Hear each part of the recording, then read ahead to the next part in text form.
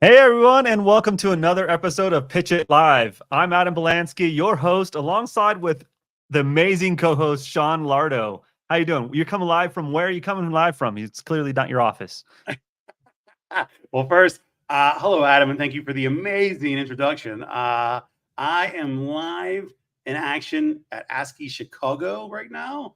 Matter of fact, I finish up this live stream with you, and I have to run back downstairs and get on stage and talk again. So, literally, this is a good warm up to get me ready for that. Nice. Okay. But, Well, look at you. I'll get right into it. Hold on. You have a different background going on too. So, I mean, I do. Where are you?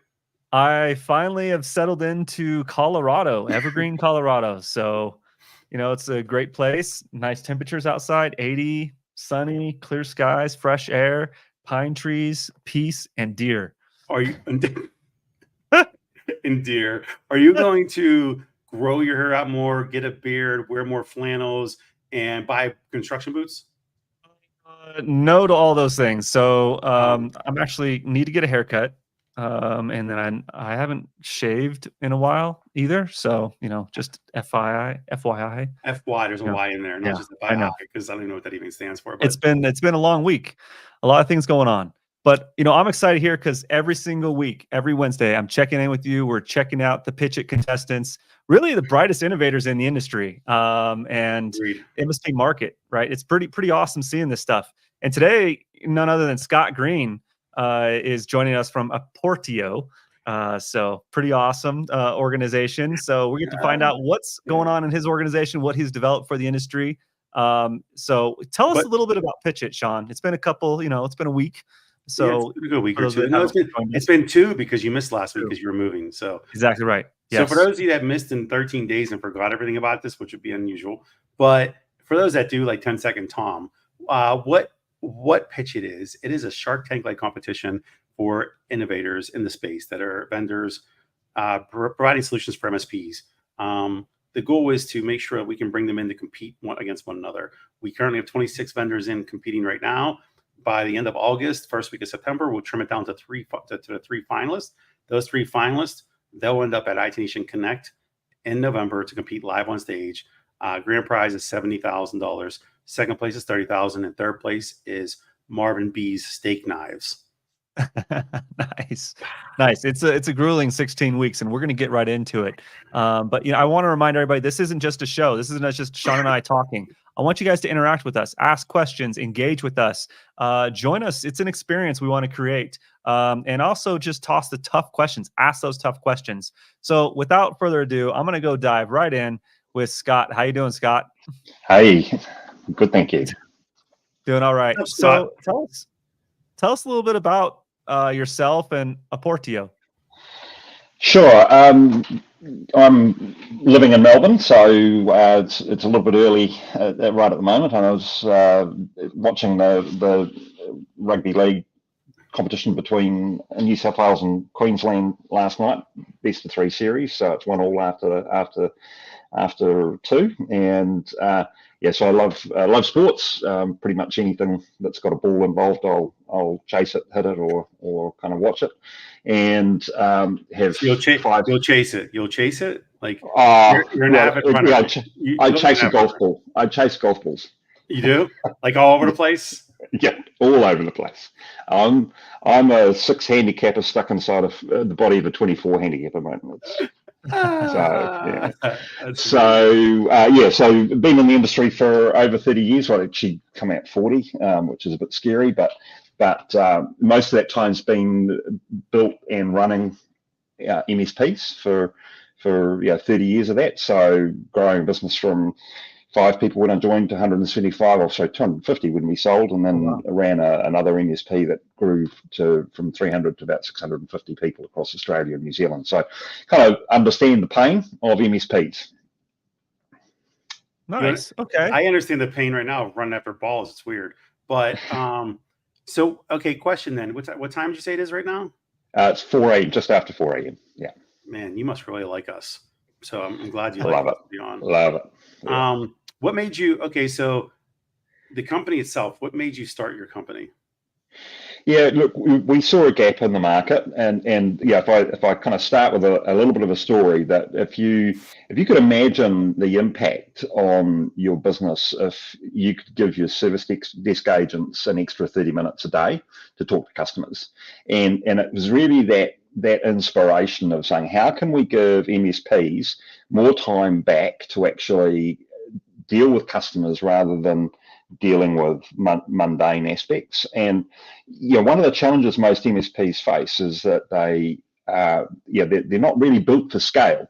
They've got a lot of customers, everyone's unique, difficult to automate and standardize when every customer that you deal with is their own little unique entity. And so that ability to help identify, having worked in the industry for a long time, having identified, the key is actually looking for the mundane tasks, looking for the simple things to automate, to eliminate time, and ultimately to give agents more time to sing. And when I say more time to sing, if you think about the service desk agent inside the organization, I reckon they've got one of the toughest jobs. But they are the heartbeat of every service provider, and they make or break reputations. But they churn. For some it's a stepping stone to greater things. For others, they're waiting for their next coffee break. And so it's rare to get clever people that you keep hold of and keep passionate. Now, by way of example, I had a service agent called Joe, and he was fantastic. And one of his best skills was he sang to customers. And when you say sing, what do you mean? Well, basically, there was one occasion where he was on a call to an irate customer.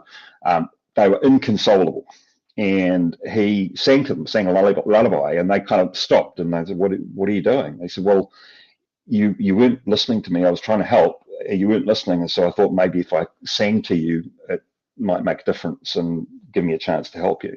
So really, it was the motivation of finding ways to help service agents have the time to sing if they wanted, to get rid of the mundane tasks, do things faster, so that they actually spent more time in front of customers. So by mundane tasks so you're eliminating noise. What's the type of mundane task and noise that you're doing, and how are you doing that? Yeah, look, our big focus started around email, and so it's really around the whole. Aportio provides an AI plugin for email and email-based alert management. So we categorize, prioritize, and pre-assign actions to email requests coming in. So not only are we dealing with user-generated emails, but also system-generated emails. And the third part of dealing with those two quite different and very challenging types of communication, we also provide a lot of insights. So we provide an analytics dashboard that shows where the big opportunities, where's the low-hanging fruit for simple automations that are going to save time. So we're saving anywhere between 2 and 4 minutes on every ticket that we manage on behalf of a customer. And what we're trying to do is surface those opportunities for where customers can actually kind of give back their service agents more time. Awesome. That's good. So, and one last question on that then.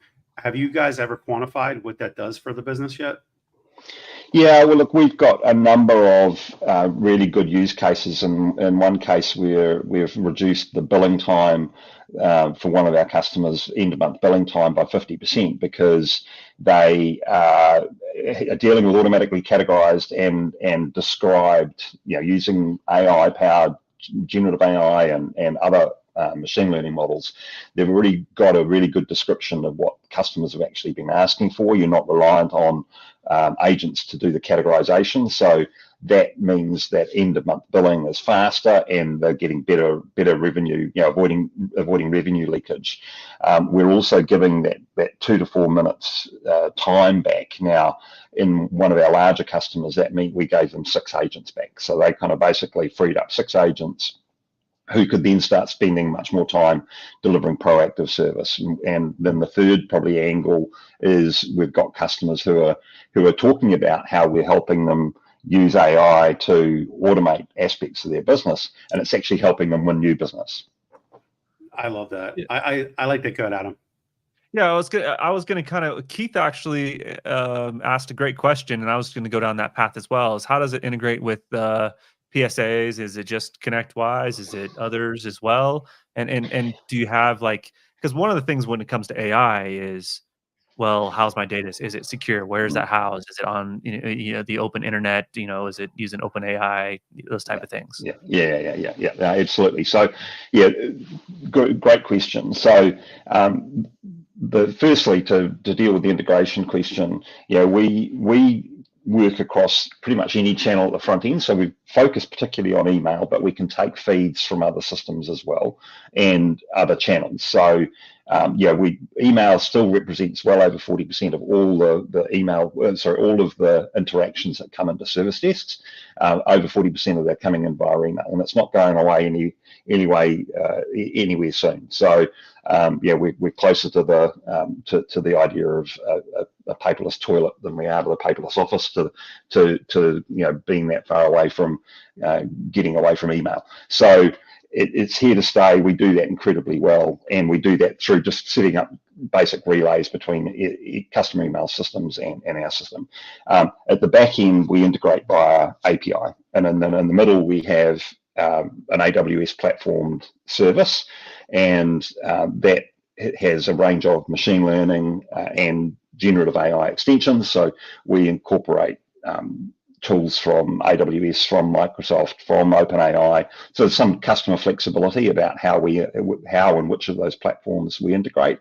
And then at the back end, that integration, of course, ConnectWise is a really important pillar for us in terms of being able to integrate via our API into ConnectWise. We do integrate with others. I won't mention them because I know I'll get a boo on the stage from you're from about Sean. to get booed. You're about to get booed, Scott. Yeah, so I won't do that. And so basically, we have a secure tenancy. We're ISO certified, and basically have a lot of ability to provide assurance around the privacy and data sovereignty of customer data.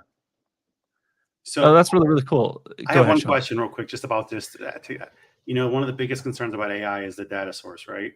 Where things are coming from. How are you doing that? So how do you protect that from? Because it's kind of like if you Google, you can find anything on Google, right? And right or wrong information, it's there, right, for the taking. So how are you guaranteeing that you're curating the right stuff to do to make this effective without shitting the bed? Yeah, and that's a really good technical term. Very technical. Yeah, I think the key thing here is we're not using AI to generate new content. What we're using AI to do is to summarize, to extract attributes from content that comes in via customer emails. So there isn't a big machine sitting in the background, kind of trying to grab information and push it anywhere else. Basically we're kind of using summarization, we're using categorization, and we have secure tenancy with all of the AI providers, as well as our own algorithms that we've got that we've developed and maintain in our platform. Okay, good. That's good. I mean, that's become a big concern now. It's obviously Wild West, and also there's a lot of people trying to throw band-aids on things to make it more simple. Yeah, and I mean, there's just been an explosion of interest in this area. We've been doing this for over 5 years now, so this is not a new thing. And one of the things that's really important is that the generative AI part is one of 5 things that are key from our point of view to actually achieving an outcome for a customer. But there's a whole heap of stuff around how you get the information in securely, how you clean it, declutter it, make sure that there's no noise, and how you correlate conversations. That's not AI. That's kind of just using clever tech and our own algorithms. Then there's a generative AI part. Then there's how do you build rules to say, okay, what are we going to do with this conversation? Now that we understand what the conversation is, what do we actually wanting to happen with this? Where does this conversation need to go? And then finally, how are we storing and analyzing that information so that customers can identify new opportunities? So yeah, it's everything to do with AI, but it's nothing to do with AI. And generative AI has just provided the accelerator. So, but the key thing is we've got 5 years of experience of actually building out a scalable production enterprise grade solution. That's awesome. Okay, good. Business wise, you're overseas. How are you? Where's the majority of your business first? Over there with you? We started off obviously in the Asia Pacific market, and over the course of the last 12, 18 months, we've moved from a situation where we had 85% of our revenue in Asia Pacific to now where it's about 50-50 between North America and Australia and New Zealand. So yeah, we've got starting to get really good spread. And one last thing, and then Adam, I'll leave it to you again here. As far as your business model, it seems like your solution could be used for both MSPs and their end users, depending on how you want to implement that, right? So are you doing a sell to, sell through, or is it just only working with the partners themselves, the MSPs themselves? Yeah, look, it's primarily a sell to. So we do have some partners who see the opportunity to extend the offering to their own customers, but the one of the benefits that we've deliver is that we've pre-trained the solution for the MSP market, and it's in effect multi-tenanted. So that means that an MSP can have multiple customers, and they can see what's happening with their different customers within our platform. So it's kind of designed for that target market. Having said that, we do have another part of our business where it's focused more on the contact center space, and we're dealing with voice telephony partners, for example. We were integrating what we do with what they do, so that you're giving customers a voice and email analytics and action capability. Awesome. Yeah. So just digging into technology a little bit more, again, Keith's on point with what my thinking is when you take that AI and creating responses, one, I was thinking about sentiment, right? What's the client sentiment? And then two is like, well, how do they address those? And does it adapt to that? So I'm just curious of what your suggestions are around this individual. Yeah, look, I mean, I think the sorts of things that we extract from a conversation is, what's the nature of the request? Is it a network issue? Is it an end user device request? Is it an incident, or is it a service request? Is something broken, or do they want something new? Is it urgent, or is it not urgent? Is there kind of elements of sentiment, negativity, or dissatisfaction? And obviously, we are also pulling out attributes around the metadata of the conversation. Who's it from? What email domain? Who does that email domain belong to? Are they a high value customer? Are they not? Or are they a great prospect? So we pull all of that kind of that metadata and extraction out of the content of the email. Sentiment, absolutely. As we build out our generative AI capability further, we're already doing a lot of sentiment in the customer service or the contact center space. Less so in the MSP space. Most MSPs are kind of really focused on how can you get this request to the right outcome faster. They all care about their customers, but they're more focused on the efficiency gain as opposed to the customer experience. And the customer experience really is an emergent area. It's more dominant in the contact center space at the moment because that's their only business. If you think about the service desk, it's one of multiple things that an MSP does. So they're probably not as dare I say, not as mature as the dedicated contact center operators. So if you give sentiment information to many MSPs, they're not quite sure what to do with it. But what we are doing is building out the capability to, in effect, replace the kind of survey of are you happy? Is this a positive experience? And remove that reliance on the customer actually being motivated enough to actually give you an answer, to start automatically detecting that and extracting it. So then once we've got all that extracted, we can then drive a whole heap of actions. So we have a series of rules that we can define. This, okay, if the topic is this, if it's urgent, and if there's negativity in the conversation, we want it to go to this group over here. So you're able to create the relationship and the engagement and the rules and parameters around this to make sure that's vetted and pushed to the right areas, right? First off, to the right part. So this is actually not just, so for those people that are watching this and thinking, like, the first thought is almost like, okay, this is great for tech support, right? But it's also not. It's good for sales. It's good for QBRs when you go through account management. It's good for anybody who works in the company, basically. Absolutely. I mean, I think, look, I mean, I think the primary use cases around that inbound request management that we're dealing with, because that's where a lot of the noise is, and that's what both builds and destroys brands. So basically, that's been our focus. Yep, there's use cases in sales, there's use cases everywhere in the business for AI. No matter what it's going to, because it's going to take you down the path. If you're creating a contingency for this, it's going to go to somebody that's, again, back to client facing. So it's actually a full business operating solution in that regard, communication solution. Absolutely, and I think you talked about the QBR kind of area, because a lot of it's about there's two things, and this is where the insights come from. That on the one hand, you're wanting to deal with this transaction as efficiently as possible, and that's part of our solution. And I say whether that's across user-based emails or system-generated alerts, cleaning them, stripping them, correlating them, making sure you're getting rid of duplication.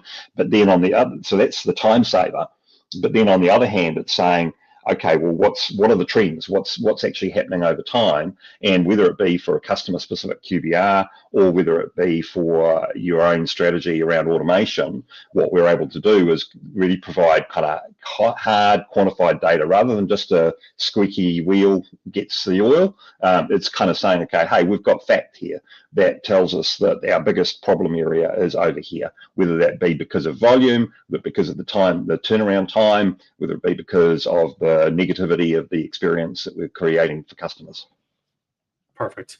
Yeah, I mean, that becomes a central operating system for the communications route. It's like, I think of like the simplest of things that are legacy, like the marketing automation platforms that have like a way that the engagement occurs based off of, whatever they select.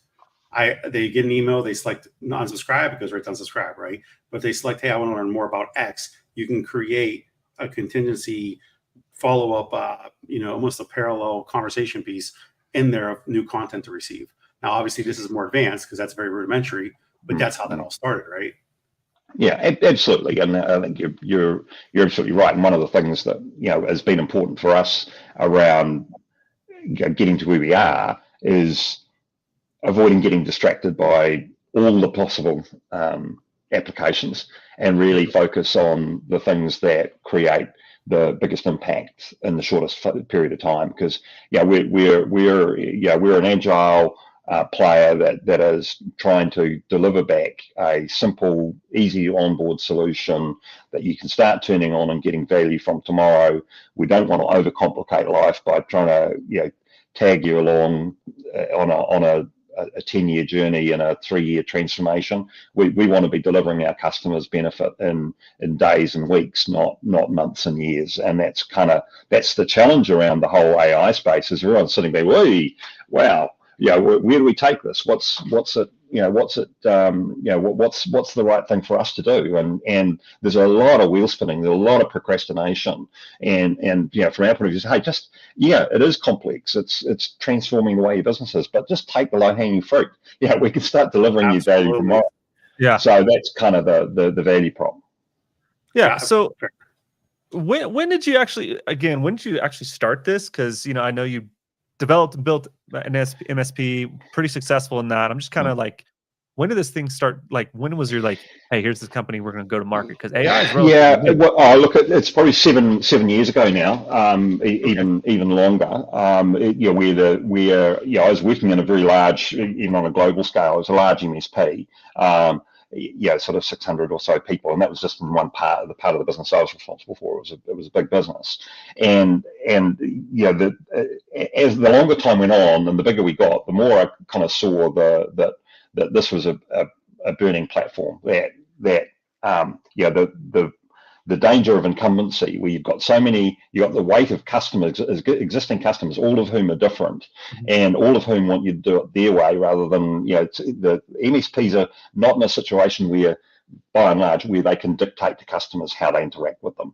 So we've got to play by their rules, not the other way around. And so we've got to be clever about kind of how can we actually automate things and standardize parts of what we do so that we're actually kind of able to move customers towards a more standardized experience without having to completely throw the everything out and start all over again. That was kind of the inspiration, was saying, hey, I don't think I can do this within an existing MSP, and so we started going down this path, and there was a bit of consulting along the way, and then we hit the market with our first product about 5 years ago. Yeah. So with that, what has been kind of the biggest challenge along that journey, getting to where you are today?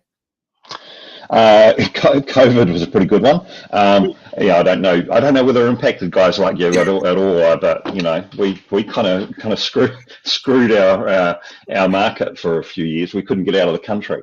But so I think access to market is really the biggest challenge. The tech stuff that comes and goes, man, and sure, like the pace of change with the rate at which people are evolving. We've been really conscious of trying to make sure that every component can detach from every other component. So the next great thing that comes along, we can say, okay, last month it was OpenAI was the buzzword for generative AI.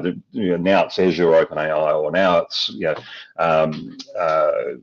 any one of Hugging Face, or any one of 1,000 different kind of platforms that we might want to plug in. So you're got to build a solution that is that has pluggable, easy kind of evolution of functionality. So that pace of change, really tough. But the biggest one is just access to market. Kind of you might have the best solution, the best steak knives, or, as I kind of said to Sean the other day, maybe the best kebab sticks. And if we're thinking about our budgets as opposed to many, you might have the best solution, but it's actually about cutting through the noise and getting in front of people that listen long enough to say, I get it. I understand that actually you're not just another email parser. I've got an email parser in ConnectWise. ConnectWise has got a great email parser, but it doesn't deal with the problems that we deal with. Mm-hmm. So we provide a solution that's simpler, and it plugs in to ConnectWise and replaces the email parser and does a whole heap of things that makes ConnectWise even better. But that takes a little bit of time to actually be able to cut through and expose to customers. I get it. I understand that you can do user, you can do alerts, you can do insights. Those three things are really powerful. I get it. Awesome. And so, going on, continuing that kind of thought of where you kind of started, and now you're in the PitchIT program. You're competing against several other companies, and it's a competition. You're right there to win money and rank your business and so on. I'm just kind of curious of what you thought PitchIT was to what you're actually like. Wow, this is a lot more than what I thought. I'm just curious of what your feedback is around that. How's it going in PitchIT? Look, I mean, we're really enjoying it. I mean, obviously, for us, a key go-to-market is marketplaces and communities of organisations that have the problem we can solve. There's the old saying that if you're going to go hunting for elephants, don't hunt where the elephants don't go. Partnering with ConnectWise is really important. Being in the marketplace is really important. Being seen in the right events is really really important. And PitchIt's a fantastic kind of supplement to that. It's sort of given us visibility, and hopefully also it's given us visibility to others that we might be able to partner with and exposure to a whole heap of fantastic ideas and insights from people that have been there and done that. So those are really valuable. But hopefully it's also giving others a chance to kind of understand a bit more about us and where we fit into the ecosystem and how they might be able to partner with us. Nice. I just want to address the fact you can tell the difference in geographical conversations, because we never say go find where the elephants are. We just go find the right fishing hole. Like we don't talk about elephants at all. Like they're just not relevant in our I mean, really. Have you ever said that, Adam? Adam, no, what do you say? But I'm gonna reference deer because now I'm in Evergreen. So yeah. You're like, now you're about deer, and I'm okay with talking about elephants, I guess. I'm thinking it's great. Yeah, I am. Well, it's not. Yeah, I mean, you don't go hunting. You don't go hunting elephants, but very much. Yeah, I mean, hunting elephants is not something you do in New Zealand or Australia. But if you were an elephant hunter, you would not be hunting in New Zealand or Australia. You'd be hunting in North America, or you'd be hunting in Europe. That's if you've sort of got a solution for MSPs, you're not going to find them in a contact center event. You're going to find them at MSP events.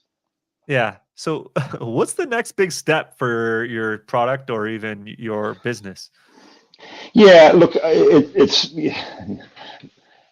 it's a great question, and if you can tell me the answer, then that's a good start, because you've got your crystal ball's better than mine. But I think the key for us is to keep doing what we're doing, and that is that we've tried to kind of focus on not overcomplicating what we're doing, and not kind of getting to the point where we have a really bloated set of functionality that if a prospective customer is talking to us, they go, you know what, I love your product, but it's so expensive and it's got so many things that we can't use that it doesn't stack up. And so what we're trying to do is be excellent with this channel that people know and their customers love, and is not going away.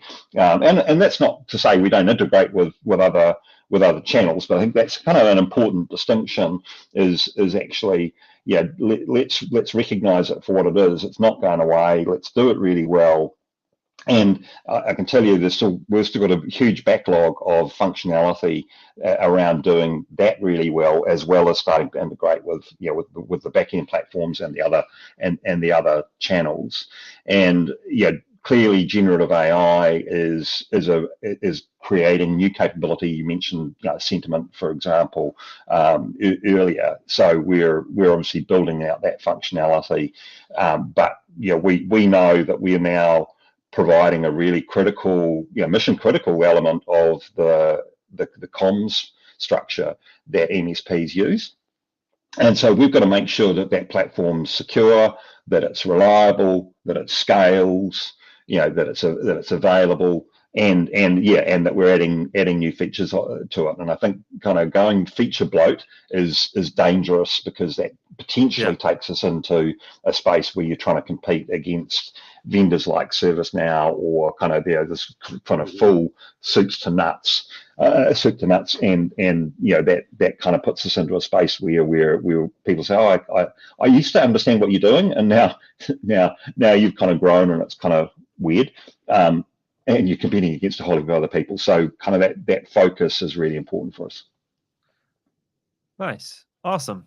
So we've gone through this journey where we have a kind of a little bit of a plan for the future. PitchIT is all about a competition. You're going to win some money at the end, hopefully. What would you do with that money? Well, look. I mean, I've never walked past a $20 note sitting on the ground. But that's not. I don't spend my life. Maybe a quarter. I don't spend my life just with my head down looking for $20 notes on the ground, because that's not where the path to success. So you don't? Yeah. So I think the key is, yes, prize money. I mean, ConnectWise, and we've got a number of other partners and people like AWS and Microsoft, and they're really supportive around helping to provide funding opportunities to offset the cost we invest in market development, product development, and so I don't want to diminish that. Really important, but it's not about the money. It's about the access to market. It's about the visibility. It's about the partnerships that come with it. With that exposure is what is motivating us. And if we only end up with a set of steak knives, well, so be it. But the regardless of whether we got the steak knives or something else, it's about getting better visibility and being seen. Yeah, I agree. I mean, and actually, you've already put your money where your mouth is, because you guys are going to be at IT Nation in Sydney. And indeed, yeah. You're transitioning for me, Sean. You're welcome, Adam. You're welcome, Adam. I just sat on a call with Scott and the others, and by the others I mean the APAC others. That's like literally, I think you guys should be called the APAC others and create like some really cool stuff, right? And like you should come in and like drop elbows on people and whatnot. Like I think it'd be dope. However, drinking games. Yeah. Exactly. Yes, exactly. But you guys are collaborating with 2 other companies, and you guys are going in on IT Nation Sydney. Do you have anything to say about that, other than what I? Yeah, look, I mean, I think it's really, and it is one of the great things about PitchIT is that you're not just meeting competitors, you're meeting potential business partners, and so it's a confluence of goodness that we've got three of us who we all deal with the MSP market. So the MSP target market is kind of our sweet spot, but we all do different things. But it's all about kind of either make money, save money, or reduce risk. And we each three of the three of us kind of do that in a slightly different way. And so we're really excited about the opportunity that ConnectWise has provided to kind of help us kind of get to that point where we can take a joint message. We're obviously 3 completely separate businesses, but we see that we can actually together provide more answers for MSPs than each of us can do in isolation. And so we're looking at ways that we can make that even more impactful. Love that. And one thing is the big part about when we go through the process of vetting out all the vendors that are involved, we're looking for the vendors that are willing to reinvest for staying power, because these MSPs are tired of seeing vendors come and go so quickly. And that's a problem. So so it's good that you're doing it, because we want you guys to be involved. And there's no way we can only lead you so far, right? We can only take you so far. The rest is on you all. And for MSPs, they see that you reinvest. It builds a level of credibility for you that you're spending money to be there where they are, because at the end of the day, you got to be where they are. Back to your, hunting for elephants. You got to be there. Yeah. No, absolutely, and we're really kind of committed to the MSP community, so it makes sense to try and do that. Again, it's everyone's got a finite amount of capacity, whether it be money or people to chuck at these things. So we've got to pick and choose, but we certainly see the involvement with IT Nation and involved with PitchIT is a great way for us to invest time and energy and dollars to really take advantage of it, and we're grateful for the support that ConnectWise are showing to people like us. Yep, awesome. Totally agree. Absolutely agree. And so, if you want to check Scott out, he's going to be at IT Nation APAC. I'm going to be there. Sean, I don't even know if you're going to be there. Not right now. No, it's not in the cards yet. So. Nope. Staying in North America. I'm hunting deer, not elephant. Yeah, check the link out. Register yourself. It's going to be a really great show. It's going to be awesome. In preparation, there's going to be some things launched out there in preparation for IT Nation Connect. There's a lot of little different stepping stones, a lot of things, a lot of cool events happening. But this is one you're definitely going to want to check out, IT Nation APAC.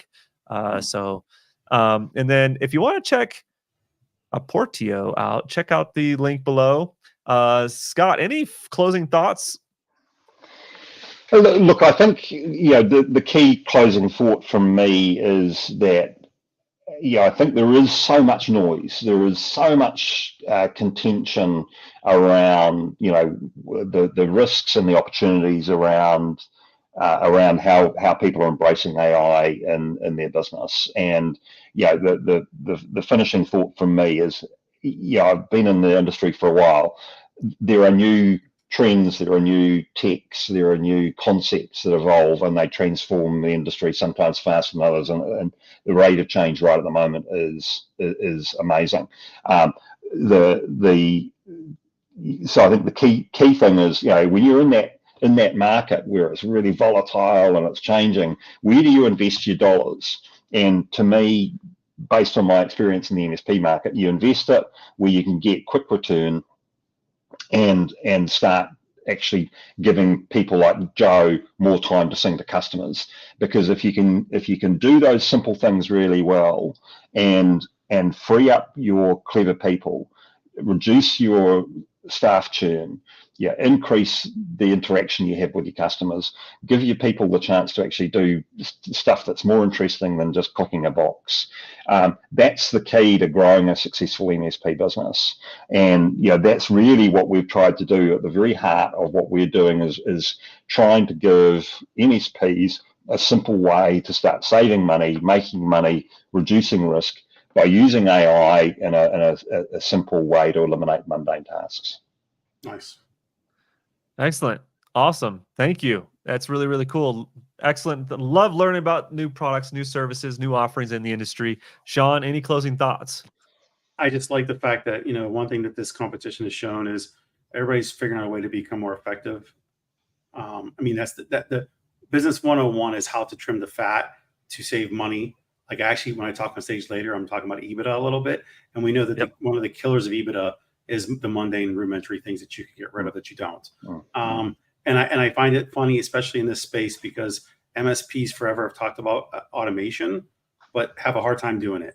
They have a hard time getting to that because they feel like they have to have a hand, they have to touch it physically. And sometimes you touch it physically in the beginning and you set up this and you move on, right? It should be a set and forget. Just like you turn on your oven, you throw something in the oven, you don't sit there and actually look at the oven and keep touching it, right? It's done, it's gone. You wait till timer goes off, come back, right? And so I love the fact of that. I appreciate the fact of, you and the other vendors all focus on integration in the products like ConnectWise's products, of course, because again, the MSPs are looking to stay within one area if they can. They don't want to go everywhere. And if you can't help the core products like ours, you're not going to really do well with it because you're part of you're just one cog of the machine, and so I love that. And I hope people are paying attention to this.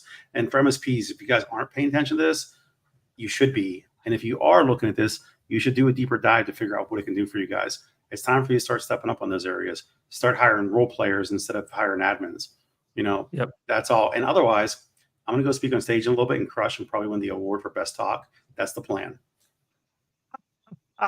Mic drop. There you go, Sean. And you are absolutely spot on. And I think that's what I love about Scott, your organization, and what you guys do is AI has really forced MSPs to rethink, mature, and grow the operational maturity level. And it's enabled them to do that. And so that's the exciting thing. I'm happening. I love being part of that. Love seeing that happen in the industry. And with that, we're going to be here next Wednesday again. 2 more contestants going to be on. Are we going to be next Wednesday? Next Wednesday is the week of the 4th. I don't think we are. Hang on. Whoa. I don't think so. Nope, not next Wednesday.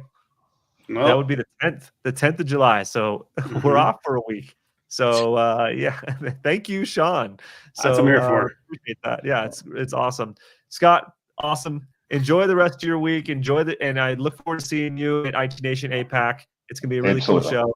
I'll buy you a beer. I'll buy you a beer. Thank you. Just one? Is it Foster's? Well, yeah, I buy one. You wait. You pick it up from there. Scott, can you always say that again, Adam? Say that word. Foster's. What are you, New York?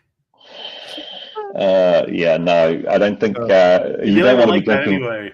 You don't want to be drinking Foster's. We're into pale ales and hazies and a little bit more craft. Yeah. That sounds awesome. Well, appreciate it, guys. Thank you. Thank you, everybody, for interaction and comments. And I be sure, I think there's a couple questions Keith had on there. So Scott will check it out and he'll be sure and respond online as well. Appreciate it, guys. Cool. Thank you. Bye-bye. Cheers. Bye.